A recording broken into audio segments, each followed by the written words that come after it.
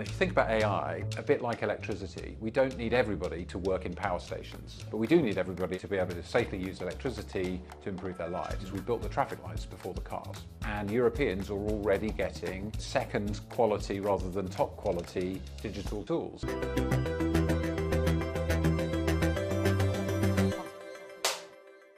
Welcome to The Big Question, the series from Euronews where we speak to some of the biggest names in business.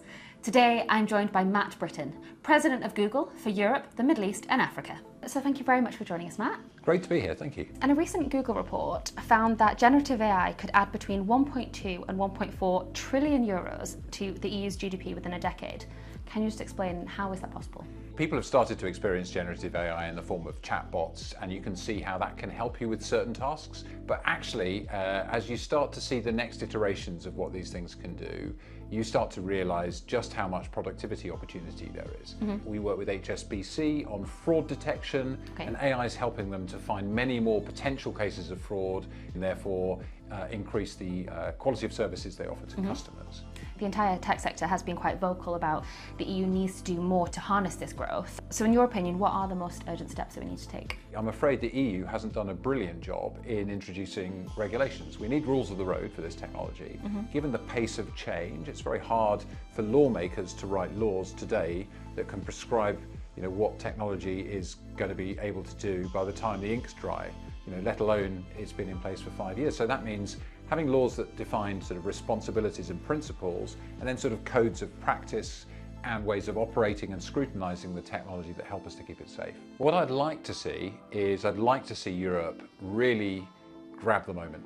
If we're slow, then we've got a challenge. And I think, I was speaking to a very senior German business leader in the summer who said to me, the challenge in Europe is we built the traffic lights before the cars. And what they meant by that obviously is we haven't figured out how we want to use this technology, but we've already constrained it. And I think we see that. Apple and Meta and Google have all slowed down our product launches in Europe following the implementation of the Digital Markets Act, which is rightly there to regulate the larger technology players, but it means that we have to be more cautious, we have to jump through more hoops, and Europeans are already getting second quality rather than top quality digital tools.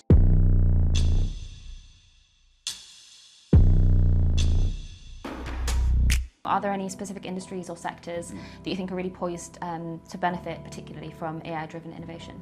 I think health is going to see huge transformations.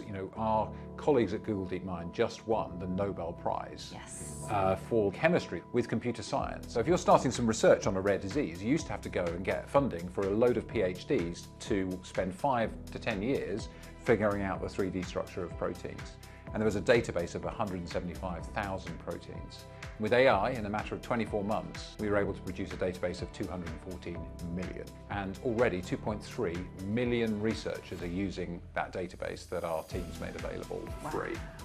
We're working in energy, so optimizing grids, bringing more renewables online.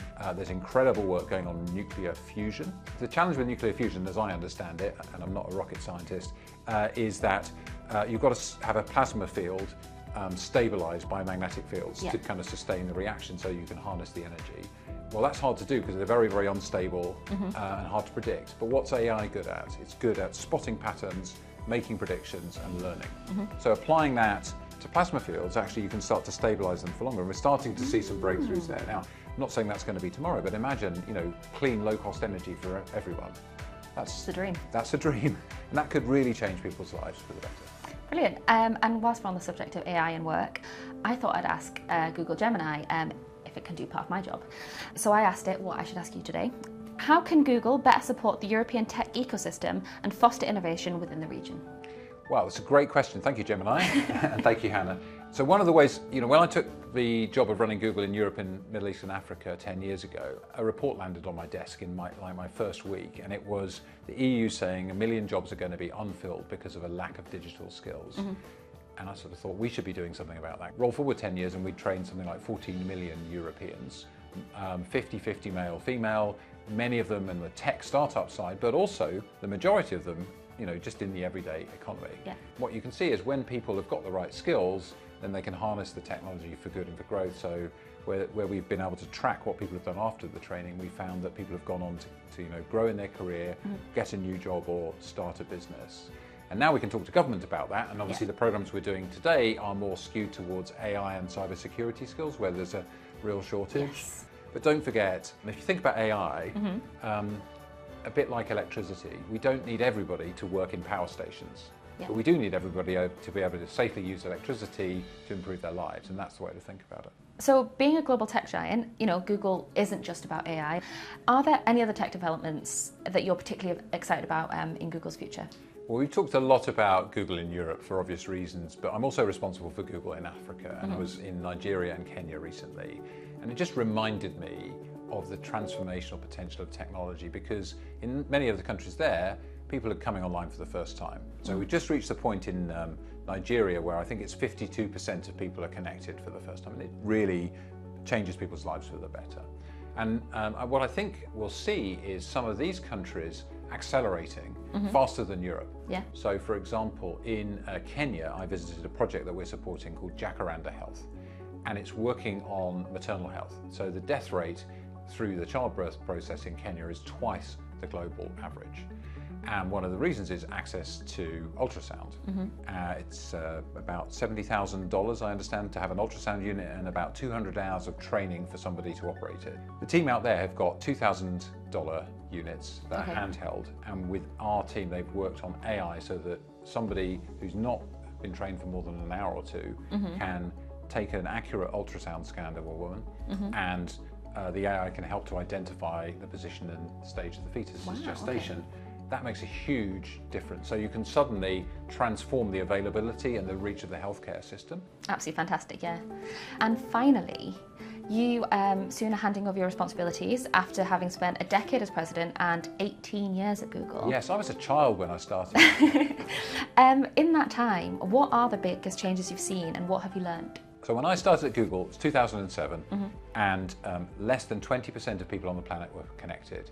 The people who were connected were on dial-up, and now the vast majority of people on the planet are online, over 70%. So it's a huge change to have all those people connected to the world's information, and overwhelmingly positive change for the world. So transformation of access, transformation of how easy it is to access information and exchange information in your own world, and now we're at a new takeoff point, which is being able to offer the world intelligence increasingly in the tools you use every day. Well, thank you so much for your time. I look forward to seeing what adventures you have next, and thank you for joining us today on The Big Question. Anna, thank you so much. It's been a real pleasure.